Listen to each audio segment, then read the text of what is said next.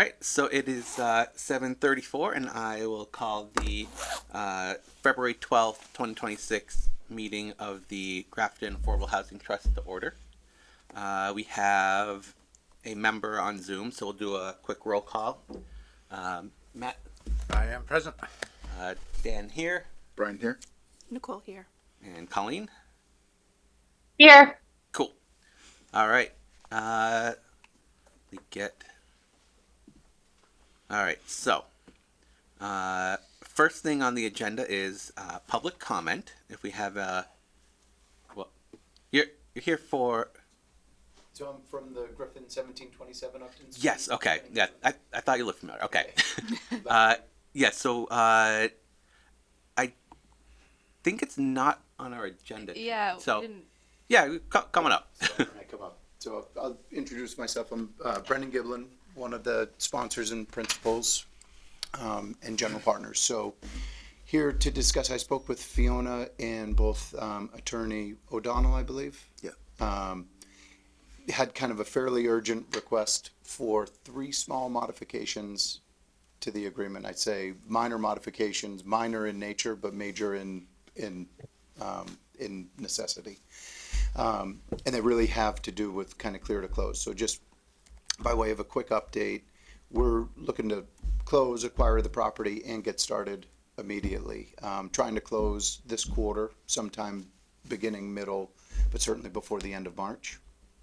And in doing that, we've assembled not only our final team, I think the initial agreement is written to GSX. John Grant is still a partner, but the overall ownership entity of general partners and limited partners has been changed, so we just need to assign the agreement to the new ownership entity. One other thing, need to make request to make the term of the agreement kind of coterminous with the loan agreement, which is consistent with the construction for the property. So I think that requires an extension. And then the one other modification, the agreement is specific to a housing authority coordinator. I think it was referenced as Bell Partners. And we work with a group called MCO Housing Services. So they'll be our lottery agent for the affordable component. So the request came a little bit late to make the notice, but in speaking with Fiona, and maybe Fiona might be able to help me out, I thought it just made sense at least to get in, kind of present what the nature of the changes were, and then whatever the board is bound by as far as regulations, might be able to execute on those. Yeah, so the so this not being on our agenda tonight, I don't think we could vote on it tonight, but we are meeting in March. Actually, I think we need to talk about the date for that. Fiona's got her hand Oh, up. yeah, go ahead, Fiona. Thanks.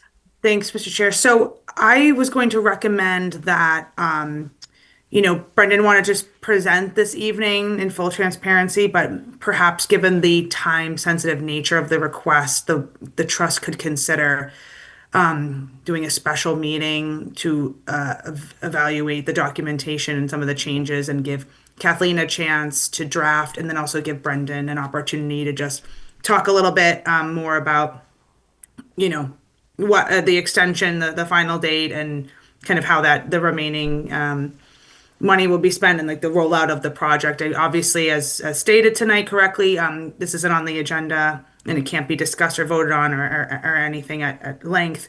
So if this, considering that this does need to move forward faster than probably the March meeting would allow, I would ask the trust to maybe consider scheduling a time to meet before the typical March meeting to address some of these more immediate That makes sense. modifications.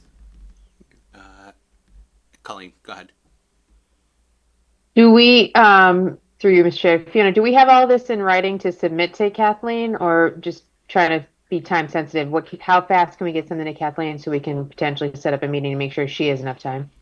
I think I could prepare even like a red line to the document with the suggested or the necessary changes, we could do that super quick. I could have that off to her tomorrow.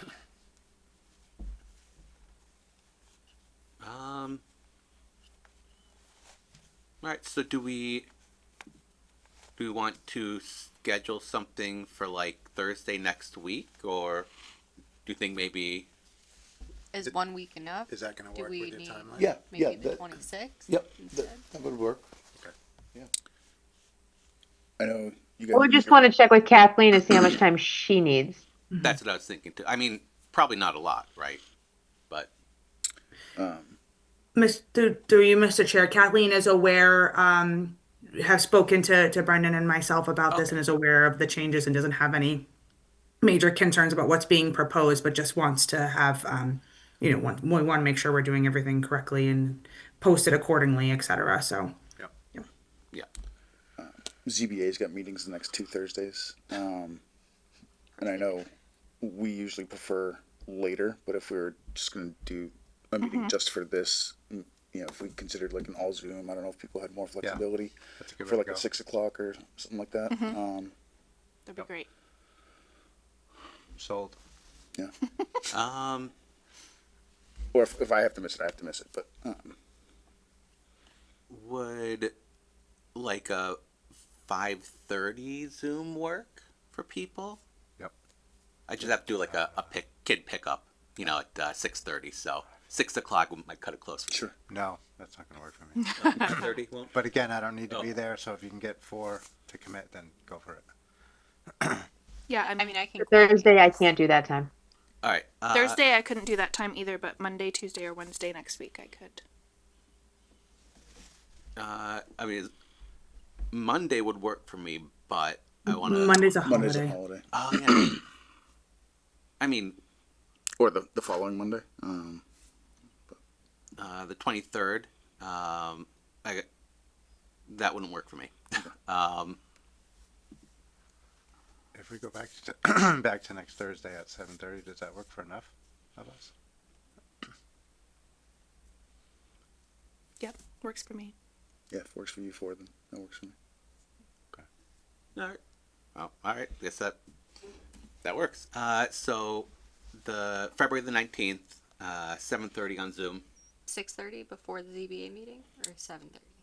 Well, 6:30 would be tight for Dan, and it's more important that Dan's there than me. Okay. I just want to make sure I was following. So yeah, I think if you guys want to do 7:30, that sounds good. All right. Cool. So yeah, we'll just a single item agenda for that, and yeah. Great. Well, thank you. I appreciate the flexibility and, thought it would be good to come when I wanted to introduce myself. We're excited to get the project going and also happy to answer any questions if anybody has any. We are excited for you to get going with the project too. Yeah. Been a lot of wrangling, but yeah, we got there. Yeah, we're just about there. Yeah. Very exciting. Great.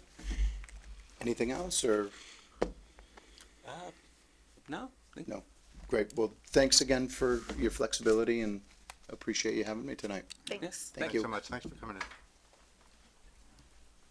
in. All right. And that is all the attendees. So we're done with public comment. All right. Next on the agenda, updates on 516 and 95 High Point Drive.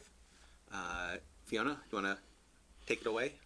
Yes. So I have been speaking to MHP about the progress of the project, and it's moving along. We do have a pre-construction due diligence report that was done and added to the meeting materials. That is subject to some modifications, and there's a couple of comments that I had relayed to MHP. There was some language in there about not being on town water, which High Point subdivision, all those lots are, and a couple of other specific procedural things we wanted to make sure were clarified in terms of the requirements for the permitting and process, and we just want to make sure that the report is reflecting accurately as much as we can tell up front, so that developers who are responding to the eventual RFP will be well aware of everything that's entailed. So this is the draft that we have. We did also receive concept plans for 3 duplexes on a duplex per lot. I did push back a little bit about wetland delineation and some septic specifics that I would have liked to see. They said that probably not appropriate to delve that deep at this stage, and it's probably not going to be an issue because it appears to be outside any jurisdictional wetland areas, and that the analysis that was done for the soil testing that's in the report should be satisfactory enough that a developer can take that and run with it and do additional perk tests and follow up. They did tell me, sorry, just pulling up my notes here. So they will be formalizing the concept plans, though. They did, agree to go back to Bowler, who's the engineer, and just ask them to provide a little bit more specifics on potential location of the septic and visualize that in the concept plan, so that it's just a little bit more telling. So we're waiting for that information. But I did want to basically, knowing that, I did want to get the trust kind of initial feedback on the deliverables and just relay any additional comments from this evening to them so that we can do another iteration of changes. And then from there, hopefully, we'll be able to go and they can start drafting the RFP. MHP has relayed to me that they'll be able to start working on the RFP once they have the green light for that, and that we should be able to get an RFP out on the street by spring. So, a lot of good work was done in there, just a couple of things that need to be updated. And some of the procedural things that I had been mentioning was just how the comp permit will need to be modified to accommodate duplex development on these lots, because the original comp permit is for single family dwellings. So just, being aware that it'll involve a modification process and a public hearing with the ZBA and some of those things, which will have some additional costs that will be required, like in terms of, what's typically required during hearings, peer review and such. So, yeah, I think it's right now. It's just a matter of just, getting any trust members additional feedback of just anything that needs to be changed or updated or something that we should be evaluating further. I'm gonna compile all the comments and then share them. So let me know if there's any thoughts, or if you have any questions for me that I can clarify in this point. Mr. Chair. Fiona, just tagging on to one of your more recent comments, reading through, and maybe I was just reading more into it than it was there, I got the impression that it was written up as expecting that this would need to be a new 40B application, but the way you just described it aligned with what I was expecting, that it would be a modification of the existing comprehensive permit. So is that one of the things that you're looking to them to clarify in what they've got documented? Yes, and Brian, you're right. I think I had incorrectly stated a few months ago that this might be a brand new 40B filing, but I think because of the existing comp permit and some of the conditions, et cetera, that are associated with that and waivers that were granted and what have you, the modification route will be what needs to be pursued. But I am following up with the town's 40B council to confirm that I have that correct, and then I can correctly relay that information to MHP. Would modification be the simple majority, or? Yeah, all of our votes are simple majority. Planning board has some Got it. tighter requirements, but Yeah. Cool. and then the only other thing kind of related to zoning was I saw that there was a concern that one of the elements of relief that they thought would need to be sought would be for building height, which kind of struck me as a bit odd. Because with these duplexes, I'd be surprised if they needed to exceed our typical zoning for residential. But I didn't know if you had any more color on what they were thinking height wise. I don't. Okay. I don't. I also thought that was strange, and I will flag that. I think the only other kind of administrative item I had reading through it was they had that the site is currently owned by Adams Road Company LLC. I think that's probably because there's a lag in the information getting updated through the assessor's office. But I believe we have title to all three properties at this point, so that should probably reference either us or the town. Correct. Okay, perfect. Thank you, Ryan. Good catch. Yeah, I think that they were looking a lot at some of the prior documents. That this has been obviously so a lot of changes have been made over time, and I think they were look at the original comp permit.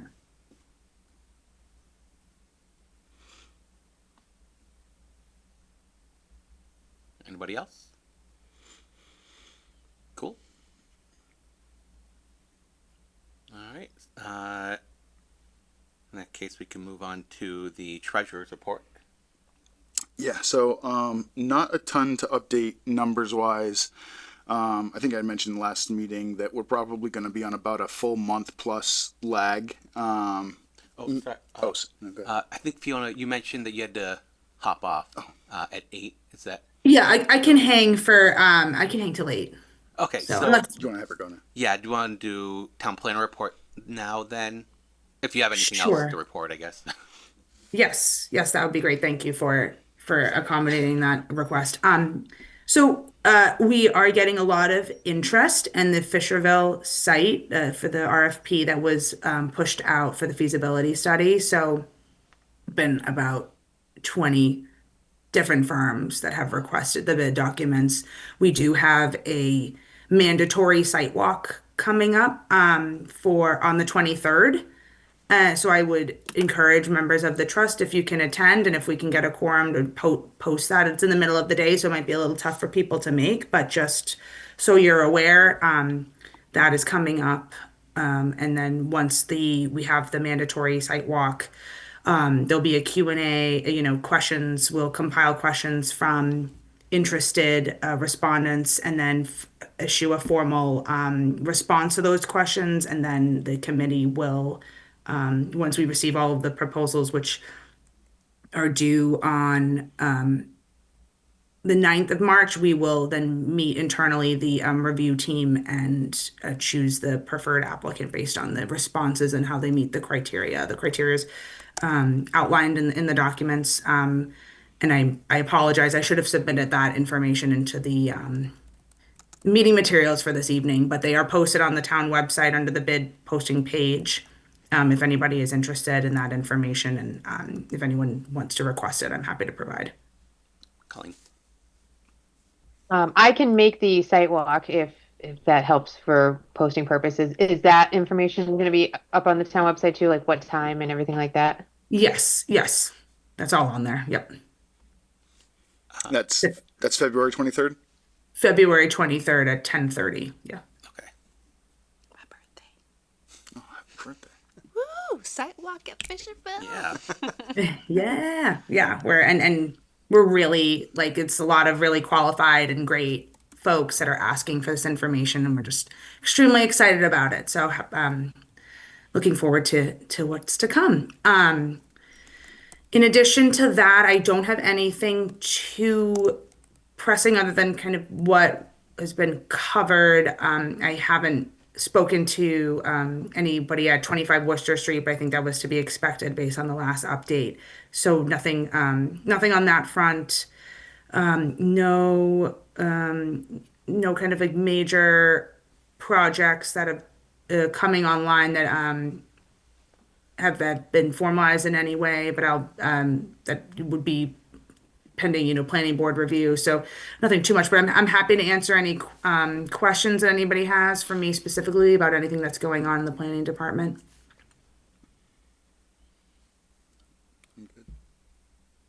All right. Sounds good. Well, thanks, Fiona. No problem. Thank you all very much. Thanks for accommodating my schedule. Yeah, no Appreciate problem. it. Thanks, Fiona.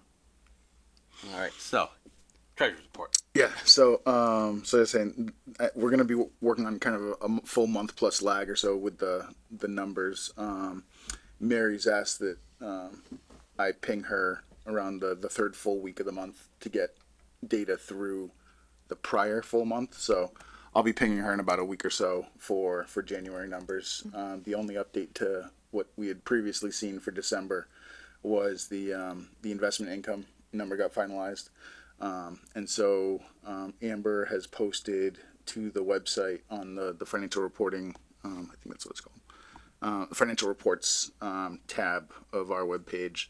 I kind of cut up in PDFs various fiscal years. I think the first 3 or so fiscal years that we had, there was minimal activity, so those were all chunked together.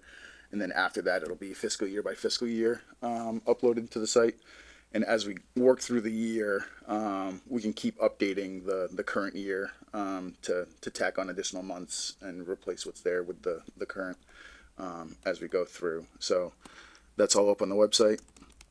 The one main item that I wanted to get some feedback on and potentially take a vote on is that I forgot to push or ask for a vote on, at the last meeting, were the draft reports to CPC. So the grant agreement that was entered into last year with CPC calls for semi-annual reporting. So I've drafted a report for the first 6 months of the year, which is only administrative costs, as well as one that would cover the full year for fiscal 25. I don't know, so I think we should at least vote to send over, with any feedback anybody might have, the report for covering the first half of this year. The report for 25, I think, it's available if they would like it, but it obviously would be far, it's very late. So it's past all of their reporting windows and things like that. So I don't know if they might prefer to not get it, since that, book is already closed from their perspective. But like I said, we should at least send over the report for the first half of 26.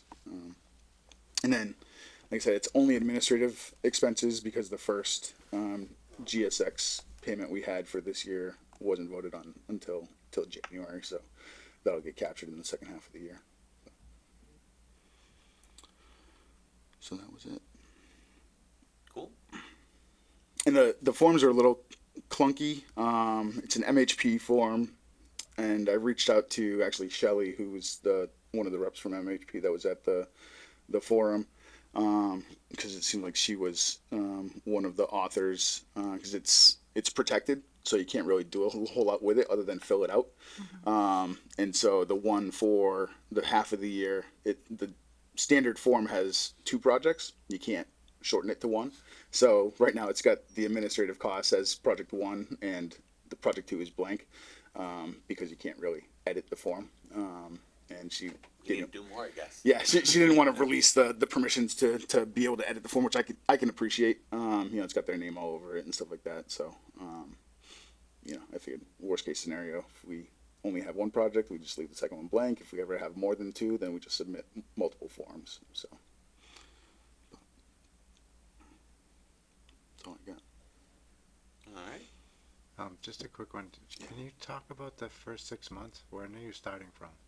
So the first 6 months of the fiscal year, so July through December. When he emailed about it, I was confused too. But yeah, it's talking fiscal year, so we're halfway through, a little over halfway through the fiscal year now. Like the beginning of July? Yeah.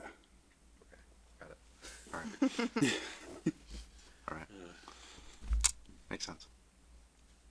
I mean, it doesn't, but the whole fiscal year concept. But that's what we have to do. So Yeah. yeah. So you're recommending that we take a vote tonight on the that first half of the current fiscal year, and maybe on the previous fiscal year. Yeah, I think obviously, not that she's our representative, but Colleen happens to wear both hats. Colleen, if you'd like to let Ken know that this, the report exists for 25, and ask him if he or the CPC would like it. I think we're more than happy to send it over, but I don't want to cause more headaches by giving them something on a period that's already closed from their perspective. Oh, I'm sure he would love it. Fair enough. That was gonna be my impression too. Yeah. So that makes sense. So I can open it up to if anybody has any more discussion. I'll move that the trust vote to approve and transmit to the CPC the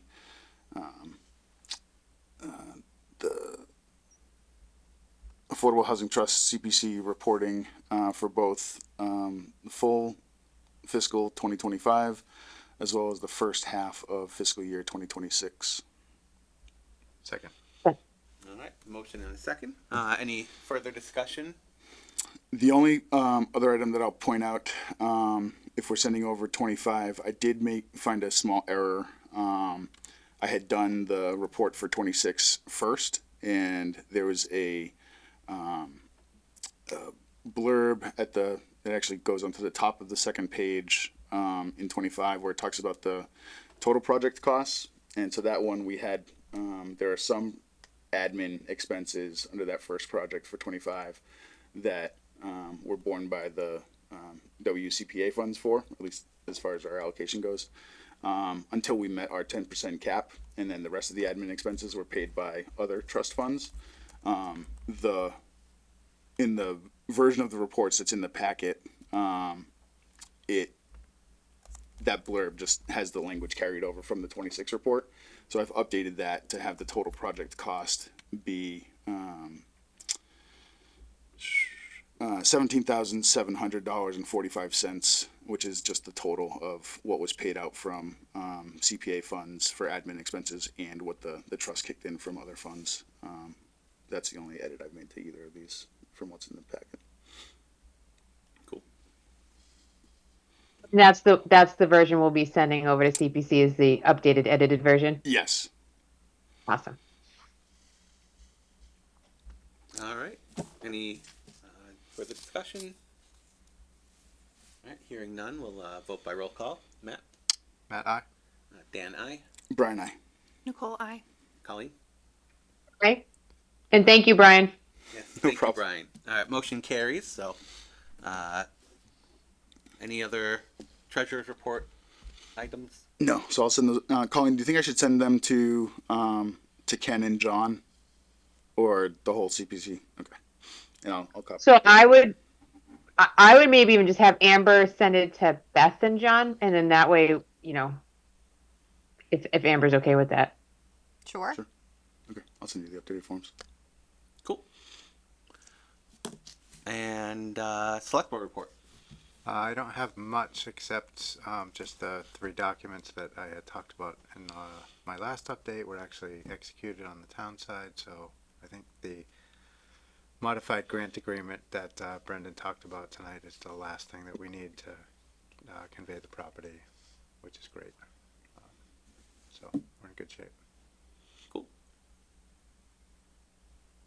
Alrighty. And that brings us to adjourning.